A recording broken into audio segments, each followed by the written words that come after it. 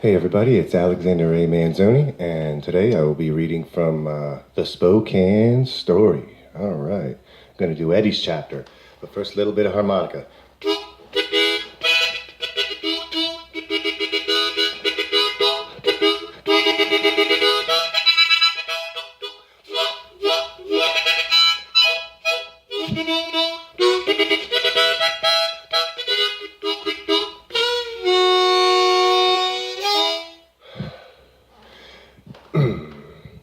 Under the Sam Guest Bridge, Trent Avenue and Hamilton Street, Friday, November 14th, 2014. 6:05 a.m. Eddie Half Moon awoke as he did on most days, shivering and cursing obscenities to no one in particular, whilst ensconced in a camouflage sleeping bag under a bridge nearby the intersection of Trent and Hamilton in Spokane, Washington, USA.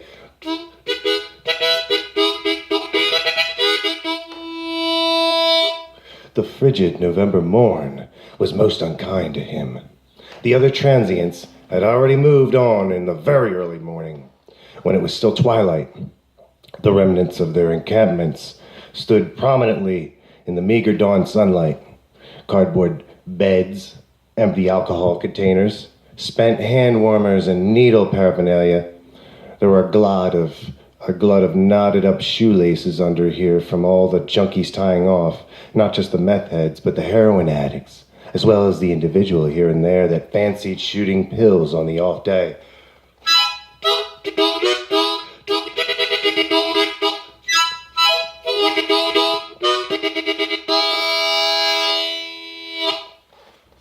Yeah. Eddie used to get up and walk a couple of miles across the city to get to the one church that served breakfast almost every morning. But last week, he was banned for a month after he got himself into a heated physical altercation with another homeless native. That was one thing about Eddie.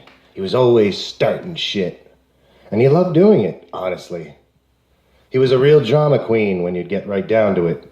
Ed had always been since he was a child, a middle child at that, always sort of ignored and brushed to the side because he wasn't especially big or smart or cute like his brothers and sisters. No.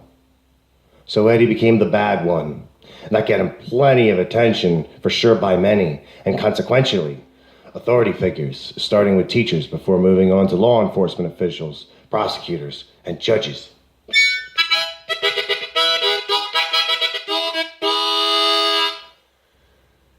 Fuck 'em all, was Eddie's motto. He wasn't a great role model for his people, though was always ready to step out to represent his race as a whole, especially during heated arguments of discriminatory nature. Despite his energy and enthusiasm, it was wanton, and his general moral bankruptcy failed to sway the opinions of the white population in general. Eddie occasionally took that to heart, and when he felt passion for something, he was quite dangerous. Like after a certain therapist called Eddie out during court-mandated anger management sessions a couple of years ago. "I'll crash that son of a bitch's Beamer into the fucking river," he had threatened. Not surprisingly, that night, the fire department was dragging a newly leased two-door luxury sedan out of the Spokane River. Eddie did 90 days for that little episode. He never did finish anger management. Eddie got up and took a piss on some poorly wrought graffiti on the underside of the bridge. "Fuck you, Bobby B. Fuck you in your ass," Eddie thought as he pissed on the tall, black letters. There was a trickle of moisture coming down from one of the cracks in the concrete. That's what Eddie focused on as he finished up and climbed out of the faded green auto mechanic jumpsuit he had slept in. If you're sleeping in the goddamn dirt, a jumpsuit will protect your clothes from the outside elements. Transient pro tip. What to do? What to do today? He nonchalantly said to himself, "What's Eddie going to do today?" He removed some rudimentary shaving equipment from his black backpack, a cheap yellow disposable razor, shaving cream in a sandwich bag, and an aluminum can of Squirt, messily torn in half with many jagged edges. He unscrewed the cap of one of the several bottles in his bag and put some cherry limeade seltzer in the half can.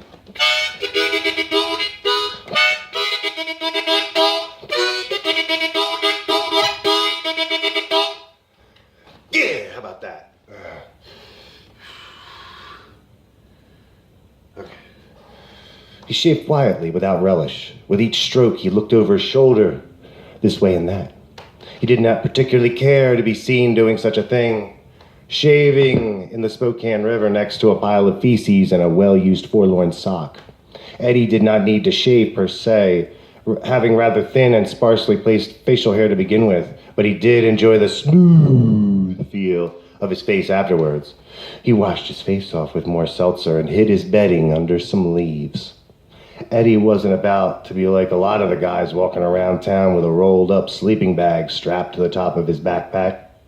No, that gave away too much. He'd lose his mystique that way if he weren't careful. As he knew anyone that actually cared, or if they did care, paid attention to details such as that. Eddie took a slug from a liter bottle of Old Crow bourbon. One of the other bottles in his backpack. He rinsed and spit, then took another hit of the Crow, which was also one of Eddie's all-time favorite movies. This time, holding it down, he put the bottle away. Then he opened a very tiny plastic jar that once held hashish and removed a clear, moist piece of crumpled plastic. What was once a generic fentanyl 25 microgram an hour patch. There wasn't much of the gel left inside, but it was still enough to make him feel kind of good after about 20 long minutes. He counted himself lucky. He knew an old fart that had tossed him the spent patches after they'd been worn a few days. It was still creepy, knowing what he held in his mouth contained bits and pieces of dead old man's skin with it. Not from a dead old man, but an old man's dead skin. Thanks, Ralphie. You're the shit. Once he was feeling appropriately good enough, Eddie made the steep climb upwards away from the riverbank. He heard from above, immediately recognizing the guttural music belonging to none other than the Spitter. A fellow who did little else but spit repeatedly and angrily over and over all day and night. And people spit a lot in this city, to spit so much that the other street people differentiated him as the Spitter was truly an achievement few others aside from myself would care to recognize.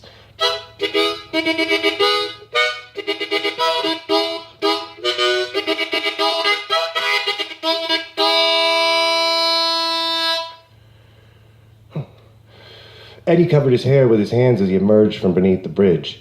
Luckily, he was out of range of the Spitter's range of fire. One could tell the Spitter was not a meth head, otherwise his mouth would be so dry all the time, he'd simply be spitting dust, and I honestly cannot tell you if that would be much of an improvement or not. An internal decision was made to venture towards the safe way, so Eddie could charge up his phone. He wasn't about to tackle the day with a dead phone.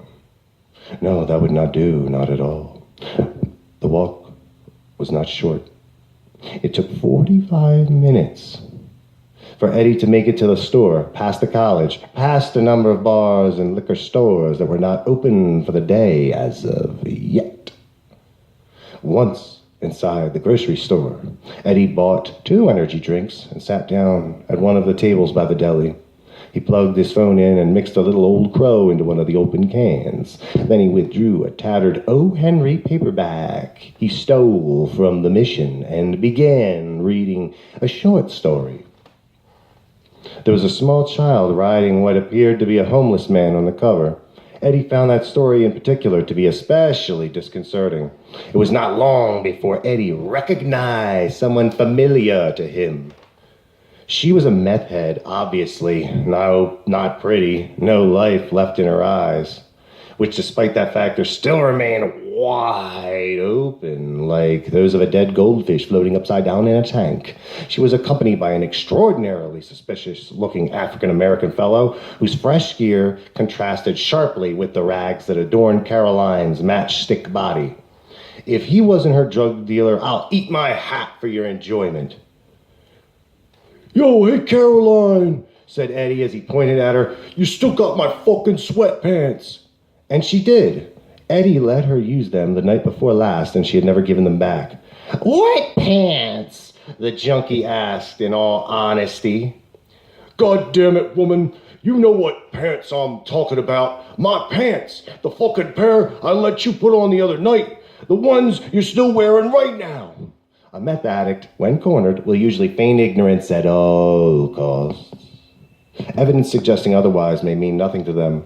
They will usually lie to cover up their original terrible lie, and will layer their lies so thickly that one would rather simply give up than to try to cut holes in their poorly constructed logical fallacies.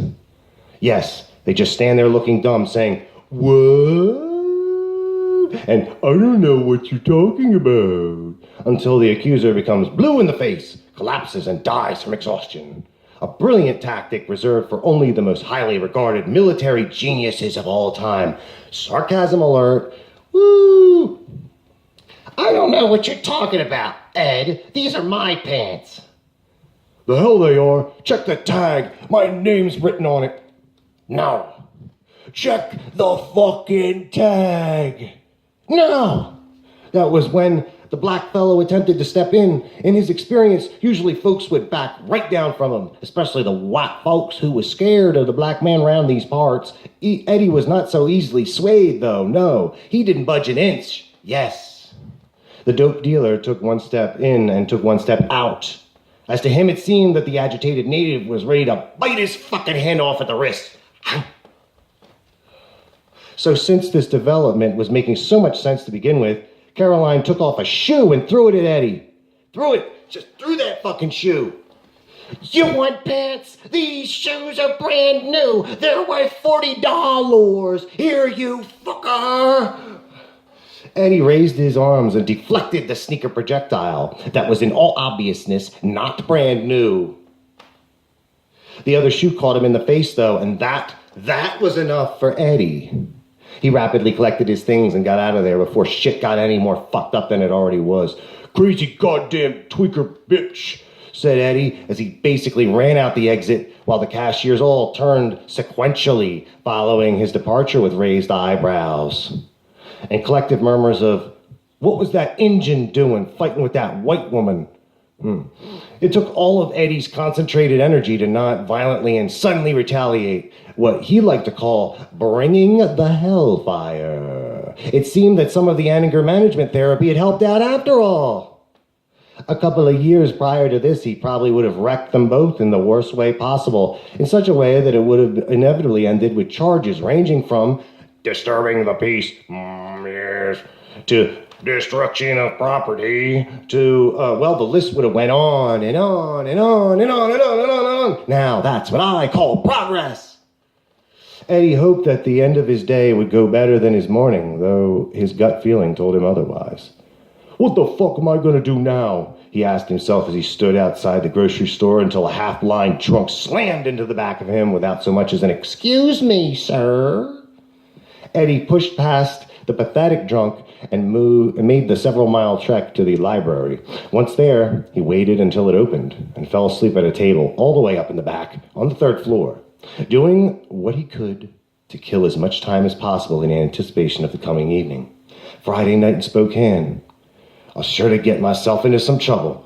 I wonder how Pete's doing with that cook today, thought Eddie as he dozed off, face down, into an extremely thick Norman Mailer tome about Gary Gilmore. It sure made for a good pillow.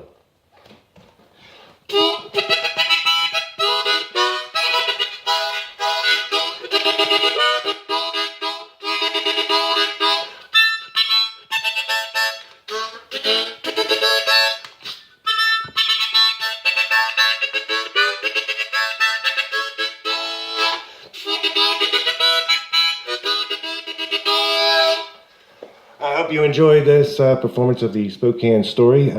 Check back for more updates and stuff like that. Peace.